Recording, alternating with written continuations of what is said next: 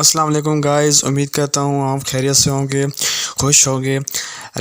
जैसा कि हमने लास्ट वीडियो में बात की थी एडवांस ऑन पेज एसईओ की, उसमें हमने बात की थी कंटेंट डुप्लिकेशन की।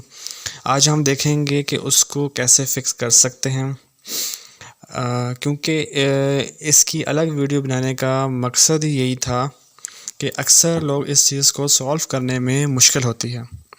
उनको समझ नहीं आ रही होती है कि कंटेंट डुप्लिकेशन हो रही है कि नहीं हो रही। जैसे कि मैंने लास्ट वीडियो में बताया था कि कैसे हो रही है, इस वीडियो में बताएंगे कैसे फिक्स करेंगे। चलिए वीडियो स्टार्ट करते हैं।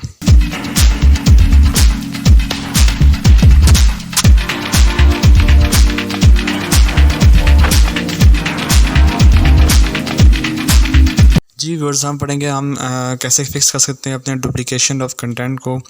उसके मेनली 3 वेज यूज़ किए जाते हैं, जिसमें पहला 301 रिडक्शन होती है, फिर कैनोनिकल यूआरएल्स होते हैं, फिर उसमें robot.txt की एक फ़ाइल होती है, उसमें हम बताते हैं पेजेस के बारे में। तो चलिए पहले हम स्टार्ट करते हैं, पहले वेज के बारे में पढ़ते हैं कि क्या होता है। 301 रिडक्शन का मतलब है, ये टेक्निकल टर्म है रीडायरेक्ट्स, इसको कहते हैं। रीडायरेक्ट्स इसलिए कहते हैं क्योंकि हम जब हमें परमानेंट रीडायरेक्ट अपना एड्रेस चेंज करना होता है ना, तो फिर हम उसको यूज़ करते हैं गूगल को ये बताने के लिए कि वो साइट को इस न्यू एड्रेस के साथ जो उसको असेस करें। रीडायरेक्ट को हम ऐसे समझ सकते हैं एग्जांपल से कि जैसे आप किसी घर में रह रहे हैं और आप किसी और जगह मूव कर जाते हैं, तो क्या होगा, आपका एक पुराना एड्रेस होगा, एक न्यू एड्रेस होगा। तो जब आपका पुराना एड्रेस न्यू एड्रेस में अपडेट हो जाएगा, तो उसको हम क्या कहते हैं, रीडायरेक्शन कहते हैं। ठीक है, इसी तरह हमें जो हमारी फाइल्स होती हैं वो हमारे सर्वर पे जो पड़ी होती हैं वो यूआरएल की फॉर्म में होती हैं, होस्टेड होती हैं वहाँ पे। ठीक है, तो हम गूगल को अपना पुराने एड्रेस को न्यू एड्रेस के साथ चेंज करने की कमांड देते हैं। गूगल भी वो कमांड फॉलो करते हुए आपकी पुराने एड्रेस को ख़त्म करके न्यू को इंडेक्स कर लेता है। फ़र्ज़ करें अगर यूज़र पुराना ओपन कर लेता है यूआरएल, उसके ज़रिए आपकी वेबसाइट पे आता है, तो वो ऑटोमेटिकली न्यू यूआरएल की तरफ चला जाएगा। क्यों? 301 रीडायरेक्ट लगाने की वजह से। इससे एक तो यूज़र का एक्सपीरियंस बेटर होगा, उसको पता भी नहीं चलेगा कि कौन सा एड्रेस चेंज हो चुका है। ठीक है, इसका ये एक फ़ायदा होता है। अच्छा, हमें इसको करने के लिए ना सर्वर पे एक फ़ाइल की ज़रूरत पड़ती है जिसका नाम होता है .htass के नाम से फ़ाइल होती है।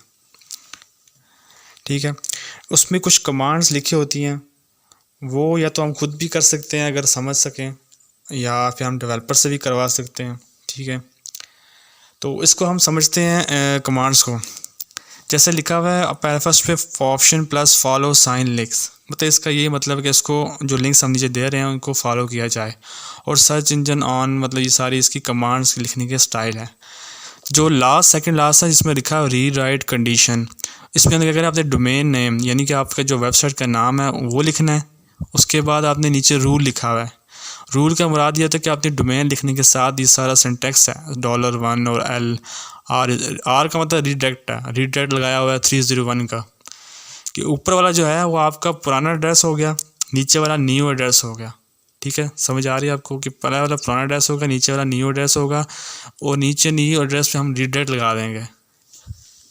इसको अब मैं अपनी वेबसाइट के साथ समझा सकता हूँ, जिससे हमारी वेबसाइट है कि स्किल डीजल, यानी कि www.skilldiesel.com। ये हमारी वेबसाइट इस पे ओपन होती है, यानी इस एड्रेस पे ओपन होती है। तो अगर कोई बंदा सिंपल skilldiesel.com लिख के ओपन करना चाहे, यानी कि www उसको पसंद नहीं है, तो फिर क्या करे कि जो यूज़र है ना, ओनर है या कोई डेवलपर है, उसको चाहिए कि ये रीडायरेक्ट लगा दे उस पर skilldiesel.com पे भी।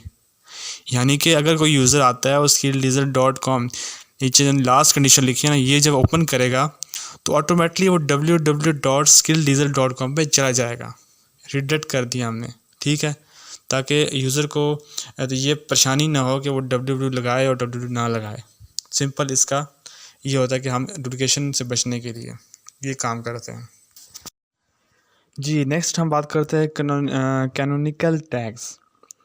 जैसे कि हमने पिछले पढ़ा है रीडायरेक्शन के बारे में, तो अगर हमने कोई सी यूआरएल में परमानेंट चेंज करना हो, उसके लिए तो हम 301 रिडक्शन यूज़ कर सकते हैं। लेकिन अक्सर हमें परमानेंट चेंजेस नहीं करनी होती यूआरएल्स के अंदर। तब हम कैसे इस इशू को वेबसाइट में के अंदर हम कैसे हैंडल करेंगे डुप्लीकेशन को।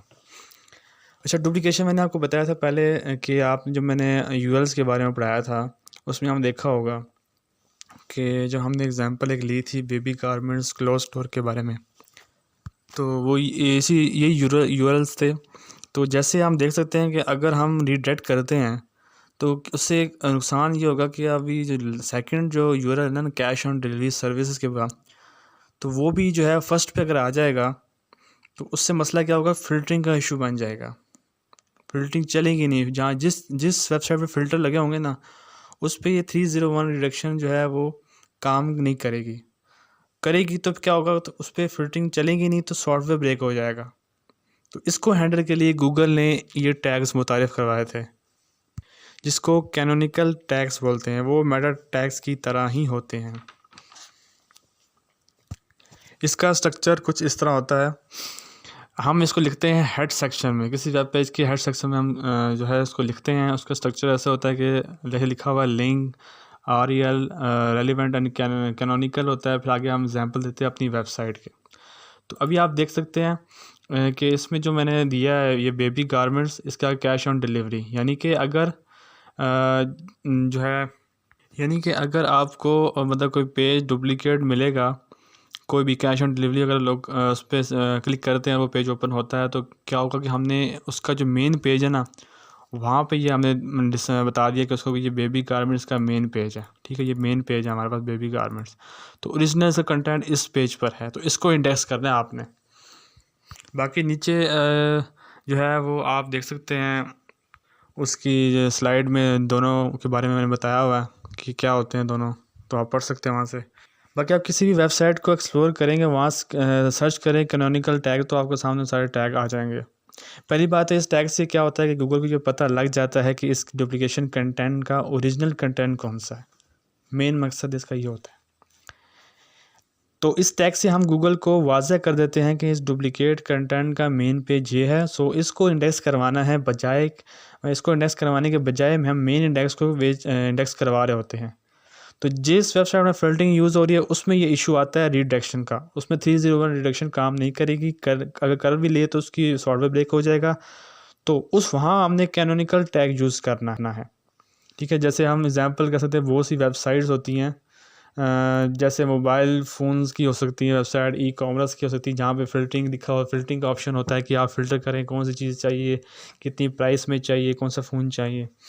तो उसमें हम डुप्लीकेशन को रिमूव करने के लिए हम वहाँ पे कैनोनिकल टैग डाल देते हैं कि इसका मेन पेज ये है, इसको इंडेक्स करवाना है। इसका सिर्फ इतना मकसद होता है। तो यूज़ कहाँ होगी, जहाँ पे फ़िल्टरिंग का ऑप्शन जिस वेबसाइट में होगा। और ई-कॉमर्स वेबसाइट लोग करवाना, बहुत सी वेबसाइट वहाँ पे फ़िल्टरिंग होती है। मोबाइल फ़ोन की वेबसाइट है, मोबाइल फ़ोन की वेबसाइट होती है इसी तरह। ठीक है, तो एक्सपर्ट को चाहिए कि इसको रिमूव करने के लिए कैनोनिकल टैग यूज़ करें। पेजेस इन robot.txt फाइल के बारे में, जैसे कि हमने robot.txt फाइल पहले भी पढ़ी है ऑन पेज एसईओ में, जो मैंने लास्ट वीडियो में मैंने आपको बताया था उसके बारे में क्या होती है। फिर बता देता हूँ कि ये क्या होती है। इसमें हम उन पेजेस, पहली बात तो robot.txt फाइल में हमने जो पेजेस को क्रॉल करना होता है ना, गूगल क्रॉल करने के लिए हम अलाउ होती है हर चीज़। ठीक है, उसमें अगर हम कोई चीज़ डिसअलाउ करना चाह रहे हैं, यानी कि कोई चीज़ हम उसमें कह रहे हैं कि ये गूगल इसको क्रॉल ना करे, तो फिर हम वो चीज़ें उस robot.txt फाइल में डालते हैं। जिस तरह आप एग्जांपल देख सकते हैं आगे कि जिस तरह यूज़र एजेंट, मैंने ये पहले भी ये बताई हुई एग्जांपल्स। ठीक है, वो आपको अगर आपने वीडियो देखी है तो आपको पता होगी कि यूज़र एजेंट का मतलब है कि कोई सारे सर्च इंजन के बारे में, कोई भी सर्च इंजन हो जाए। जिस हम किसी फोल्डर को डिसअलाउ करना चाह रहे हैं तो वो भी एग्जांपल है सेकंड वाली, और किसी फाइल को करना चाह रहे हैं वो भी मैं बता दी कि file.html के बारे में, या कोई इमेज हम डिसअलाउ करना चाह रहे हैं। डिसअलाउ का मतलब ये है कि गूगल आपके वेबसाइट पे आकर इस जो सेक्शन है, इमेज है या फाइल है, उसको आपको क्रॉल नहीं करेगा, उसको शो नहीं करवाएगा सर्च इंजन में। लास्ट एग्जांपल में जैसे सर्विस लिया कैश ऑन डिलीवरी, इसको अगर हम मतलब लोग जो है ना अपनी वेबसाइट पे ये करते हैं कि इसके ज़रिए भी ब्लॉक करवा देते हैं पेजेस को। वो समझ रहे होते हैं कि गूगल हमारी वेबसाइट को क्रॉल नहीं करेगा, मतलब उसकी डुप्लीकेशन अगर हो भी रही है तो वो उसको क्रॉल नहीं करेगा, तो इंडेक्स ही नहीं होगा। लेकिन मसला ये है कि क्रॉल और इंडेक्स डिफरेंट चीज़ें हैं। हमने गूगल को बता दिया कि इस पेज को क्रॉल नहीं करना।